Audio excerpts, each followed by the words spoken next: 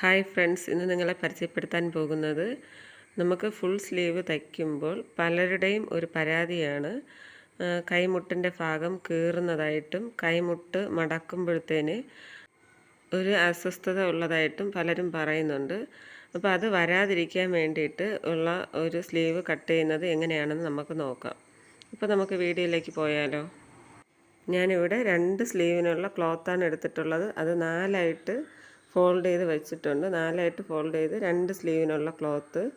ഇതിനെ ഇനി ചെയ്യേണ്ടത്, നമുക്ക് ടോട്ടൽ ലെങ്ത് എത്രയാണെന്ന് നോക്കുക. ഇത് നിങ്ങൾ ഫോൾഡ് ചെയ്യുന്നതിന് മുന്നേ നിങ്ങൾ സ്ലീവിൻ്റെ ടോട്ടൽ ലെങ്ത് നോക്കിയിട്ട് അതിനുള്ള ക്ലോത്ത് എടുത്താലും മതി. ഞാനിപ്പോൾ അല്ലാതെ ഫോൾഡ് ചെയ്ത് വെച്ചിട്ട് എടുക്കുന്നതേ ഉള്ളൂ. എനിക്കിപ്പോൾ 21 ഇഞ്ചാണ് ടോട്ടൽ ആവശ്യം. എനിക്ക് അതിനേക്കാളും കൂടുതൽ ക്ലോത്ത് ഉണ്ട്. ഇനി ചെയ്യേണ്ടത്, ആദ്യത്തെ നമ്മളെ ഫസ്റ്റ് ലെയർ ഉണ്ടല്ലോ, ഫസ്റ്റ് 2 ലെയറിനെ ഇതുപോലൊന്ന് വയ്ക്കുക.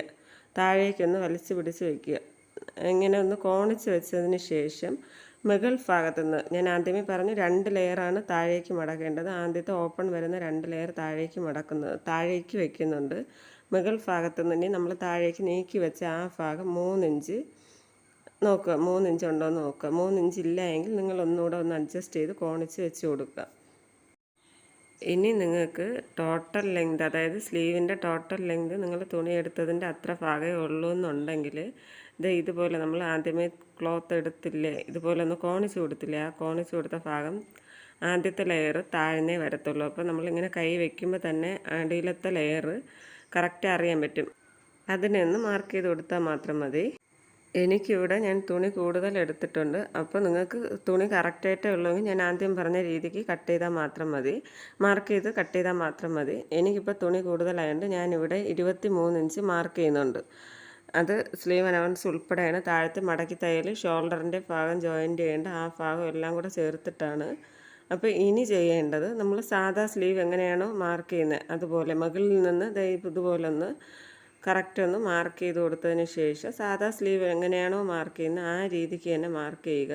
എന്നിട്ട് നിങ്ങൾ ഈ ആം ഹോൾ ഇങ്ങനെ കുഴിച്ച് മാർക്ക് ചെയ്യുമ്പോൾ നിങ്ങൾക്ക് ആം ഹോളിൻ്റെ ഭാഗം കറക്റ്റ് ഉണ്ടോ എന്ന് നോക്കുക. എനിക്കിപ്പോൾ 18 ആവശ്യം. എനിക്ക് അതിൻ്റെ പകുതി 9 ഇഞ്ച് അവിടെ ഉണ്ട്. അത് പോയിട്ടുള്ള തയ്യൽ തുമ്പുണ്ട്. താഴത്തെ ഭാഗം നിങ്ങൾ അതും ഒന്ന് നോക്കുക. അതെനിക്കിപ്പോൾ താഴത്തെ ഭാഗം 7 ഇഞ്ചാണ് ആവശ്യം. അതിനെ കൂടെ തയ്യൽ തുമ്പും എനിക്ക് കറക്റ്റ് കൂടുതലുണ്ട്. നിങ്ങൾക്ക് അതുകൂടെ അഡ്ജസ്റ്റ് ചെയ്ത് മാർക്ക് ചെയ്തതിന് ശേഷം ഈ മാർക്ക് ചെയ്യുന്ന രീതിക്ക് അതിനൊന്ന് കട്ട് ചെയ്ത് മാറ്റി കൊടുക്കുക.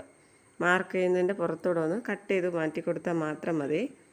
ഇനി സ്ലീവ് ഒന്ന് നിവർത്തിയിടുമ്പോൾ ഇവിടെ ഒരു ഷേപ്പ് വ്യത്യാസം കാണും. അത് നിങ്ങൾ ഒന്നും ചെയ്യേണ്ട, സാധാ എങ്ങനെയാണോ നിങ്ങൾ ഫോൾഡ് ചെയ്ത് മടക്കുന്നത് അതുപോലെ ഒന്ന് മടക്കുമ്പോൾ തന്നെ ആ ലെവൽ കറക്റ്റായി വരും. ലൈനിങ് ഇടുന്ന ക്ലോത്ത് ആണെങ്കിലും നിങ്ങൾ നോർമലി എങ്ങനെയാണോ ലൈനിങ്ങിന് സ്റ്റിച്ച് ചെയ്യുന്നത് അതേ രീതിക്ക് തന്നെ സ്റ്റിച്ച് ചെയ്തെടുത്താൽ മതി. ഇത് ഞാനിപ്പോൾ ഫോൾഡ് ചെയ്യുന്നുണ്ടല്ലോ, അപ്പോൾ ഫോൾഡ് ചെയ്തെടുക്കുമ്പോൾ വേറെ മിസ്റ്റേക്ക് ഒന്നും വരത്തില്ല. ഇനി നോർമൽ സ്ലീവ് എങ്ങനെയാണോ നിങ്ങൾ സ്റ്റിച്ച് ചെയ്യുന്നത് അതേ രീതിക്ക് സ്റ്റിച്ച് ചെയ്തെടുത്താൽ മതി. അപ്പോൾ ഈ വീഡിയോ ഇത്രയേ ഉള്ളൂ. നിങ്ങൾക്ക് ഇഷ്ടമായി ലൈക്ക് ചെയ്യുക, ഷെയർ ചെയ്യുക, സബ്സ്ക്രൈബ് ചെയ്തിട്ടില്ലാത്തവരാണെങ്കിൽ സബ്സ്ക്രൈബ് ചെയ്യുക. Okay, by.